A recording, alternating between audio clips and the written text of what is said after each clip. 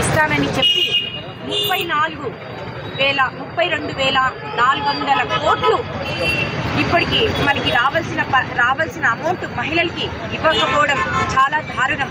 చంద్రబాబు నాయుడు మరొకసారి సభ మన కర్నూలు సభలో వచ్చి మోసపూరితం చేయడం మరొకసారి జరగడం. మహిళలకు ఇప్పటికైనా కళ్ళు తెరుచుకొని మనం వినాలి. చంద్రబాబు నాయుడు గారి మాటలు మన నీటిలో బుడగలాంటివి. మన ఇలా చేయడం వలన ఎంత మంది మహిళలు చాలా బాధపడడం, కర్నూలులో చెప్పడం శ్రీనిధి పథకం సమాధి చేయడం చాలా బాధాకరం. ఇంకా మన లోకేష్ గారు రెడ్ బుక్ రాజ్యాంగమే నడుస్తుంది అండ్ వైసీపీ నాయకులని మాత్రం టార్గెట్ చేయడం చాలా బాధాకరం. ఇచ్చిన మహిళల పథకాలు ఎక్కడ పోయాయో తెలియదు, కానీ కేవలం వైసీపీ నాయకులని మాత్రమే చెప్పడం చాలా. ఇంకా పవన్ కళ్యాణ్ సార్ గారి గురించి అయితే, అమ్మాయి ప్రతి మహిళకు ఆపద ఉంటే నేను వచ్చి అరక్షరం ఆలస్యం కాకుండా నేను వస్తానని చెప్పిన మనిషి. ఇంతవరకు ఇన్ని కోట్ల లక్షల మందికి మహిళలు ఇబ్బంది పడుతుంటే మాట ఇచ్చి మేనిఫెస్టో ఇద్దరు నేను చేస్తానని ఆ రోజు చెప్పిన వ్యక్తి ఈ రోజు ఎక్కడ ఉన్నారని నేను ప్రశ్నిస్తున్నాను. ఇప్పటికైనా మహిళలు గుర్తించాలి. మన వైసీపీ ప్రభుత్వంలో ఇదే బటన్ నొక్కి జగన్ గారు మహిళలకు డైరెక్ట్ గా అమౌంట్ వేసేవారు. అదంతా చాలా ఎగతాళి చేశారు. కానీ ఇప్పుడు మీరు చూడాల్సిన విషయం ఏంటంటే, మనం ఇంత మహిళలకు కర్నూలు సభలో దారుణంగా చెప్పి శ్రీనిధి పథకాన్ని సమాధి చేయడం చాలా బాధాకరం. అది కర్నూలులో చెప్పడం ఒక పథకం ఎంత దారుణం అంటే చాలా దారుణం. మనం జగన్మోహన్ రెడ్డి గారు ఇదే ఉంటే మన పథకాలు ఎంత పాండమిక్ లో కూడా ప్రతి మహిళకు మనకి అమౌంట్ వచ్చినాయి అకౌంట్ లో. మనం ఇంకొకసారి మన జగన్మోహన్ రెడ్డి గారిని గెలిపించుకుంటే, జగన్మోహన్ రెడ్డి అన్నను గెలిపించుకుంటే ఎంతో మహిళల ఆనందంతో బాగుంటుందని నేను ఒక మహిళగా, స్టేట్ మహిళగా వచ్చి ఇక్కడ వైసీపీ మహిళ తరపున అందరి తరపున నేను మాట్లాడుతున్నా. 43వ వార్డు కార్పొరేటర్ మాట్లాడేది. ఇక్కడ మా ఏరియా వాళ్ళంతా వచ్చినారు, అంతా పని చేసుకునే వాళ్ళు ఎవరి ఏరియా మాకు పిల్లలకు ఫీజులు కూడా కట్టలేని పరిస్థితి. అమ్మఒడి చేస్తానే, సేద చేస్తానే అని 6 పథకాలు చెప్పినాడు ఆయన ఎక్కేటప్పుడు. నేను వచ్చిన మడత రోజు ఇస్తానని చెప్పినాడు ప్రజలకి. ఇంతవరకు పవన్ కళ్యాణ్ ఏమన్నాడు, ఆడి ప్రజలకి ఏది జరిగినా తాట తీస్తాను. ఆయన ఏరియాలో జరిగితే ఇప్పుడు చెప్పే దిక్కు లేదు. అది ఎవరు అడగాల? ఎక్కడుండవు నువ్వు ఇంతవరకు? ఇంతవరకు అమ్మఒడి అని ఇప్పుడు నిన్న కర్నూలుకి వచ్చి చంద్రబాబు నాయుడు లేదు, చైతన్య లేదు, సమాధి అయిపోయింది. అప్పు అంటే నువ్వు అయ్యేలా నగదు ఇచ్చిపోతే జగన్మోహన్ రెడ్డికి నువ్వు అప్పు పెట్టే పోతే కదా.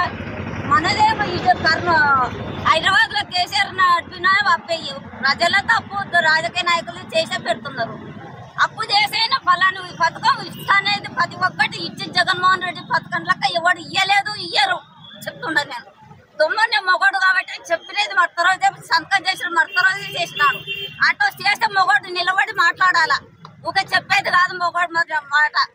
రాజకీయాలు మోసాలు చేసి ఈ పొద్దు ఇస్తాను, నేను రేపిస్తా, ఏది ఇచ్చినా ఇంటింటికి పథకం, పింఛనికి ముస్లింల కానింటికి ఆయన చేసినదే. లేకుంటే నీ రాజకీయం 34 రాజకీయంలో ఎండలు పట్టుకొని తిరిగిరి. ఒకనాడనే చేసినావా? ఏది ఒక్క 6 పథకం బస్సు అంటివి, అమ్మఒడి అంటివి, ఇంట్లో ఎంతమంది ఉంటే అంతమందికి ఇస్తాంటి. ఒక్కరికైనా గతి లేదు నీ కాడ. అప్పు అంటుండవు. ఏమి ఇస్తావు నువ్వు? చెత్తవడవు.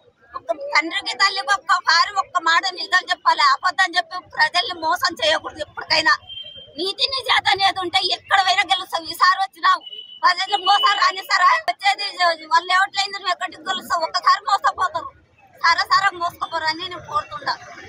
కర్నూలుకి వచ్చి శ్రీనిధి దాని గురించి గొప్పగా చెప్పలేనాడు. ఏమని ఇవ్వడం లేదు అని.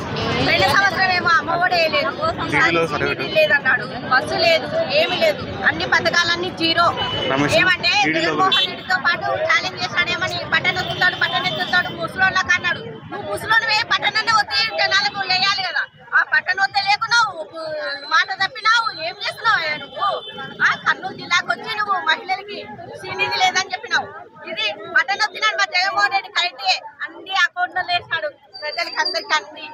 చెప్పినన్ని పథకాలు కాక ఎక్స్ట్రా పథకాలు ఇచ్చినాడు జగన్మోహన్ రెడ్డి. అది మాట అంటే సంవత్సరం లోపలే చేస్తాడు. నువ్వు సంవత్సరం దాటిపోయింది. అమ్మఒడి ఏంటయ్యా, ఇప్పుడు నలుగురికి 5 మందికి ఇస్తాను. ఇంట్లో ఎంతమంది ఉంటే అంతమందికి బస్సు ఫ్రీ అన్నావు. ఇది బస్సు ఫ్రీ ఆడుంది అంటే చూపయ్యా. ఓటు అడిగిన వస్తావు, అప్పుడు చెప్తావు బాగా బుద్ధి. ఇప్పుడేం లేదు. జగన్మోహన్ రెడ్డి రెడ్ బుక్ పెట్టుకున్నావు కదా, రెడ్ బుక్ లో ఏమని పెట్టుకున్నావు? వైఎస్ఆర్ పార్టీ ఉన్న వాళ్ళని, వాళ్ళ కుటుంబాలని ఇబ్బందులు పెట్టడమే నీకు తెలుసు. మా జగన్మోహన్ రెడ్డి వచ్చినాక డబల్ పెట్టామని గుర్తింపు పెట్టుకో. మర్చిపోము, ఏది చేసా మర్చిపో మేము. అది మాత్రం మర్చిపోతండి.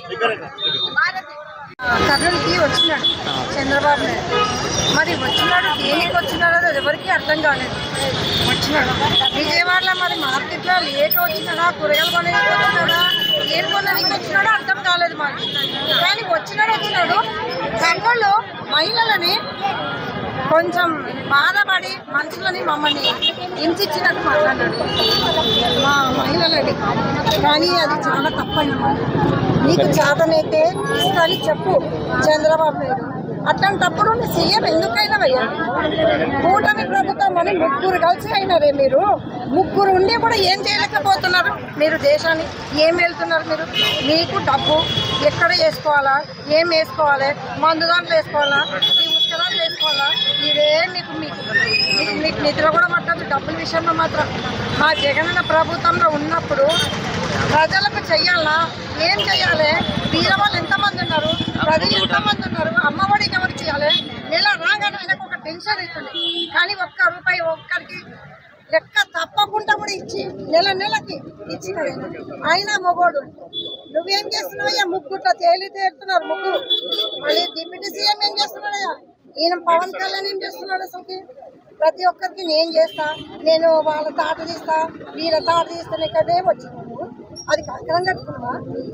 నేను అసలు గెలిచినా, ఎందుకు గెలిచినాను, దేనికి వచ్చినాను? ప్రజలకు చేయనికి. నేను నమ్మి మోసం అయ్యి జనాలు వేసినారు. అందుకు కర్నూలు మహిళలకి మాకు బాధాకరణమైంది. నిన్న వచ్చి చెప్పిన శ్రీనిధి నేను వేస్తానని మళ్ళీ ఇప్పుడు మాట తప్పారు. మేము ఎవరికి చెప్పుకోవాలి? నేను ప్రజలందరూ మాత్రము ఖచ్చితంగా ఈసారి మాత్రం నీకు ఉంటుంది. మళ్ళీ మా ప్రభుత్వం వచ్చినప్పుడు నీ కథ, మీ తాట మేము తీస్తాం. అది గుర్తించుకోండి. ఫస్ట్ మంగమ్మ మహిళ.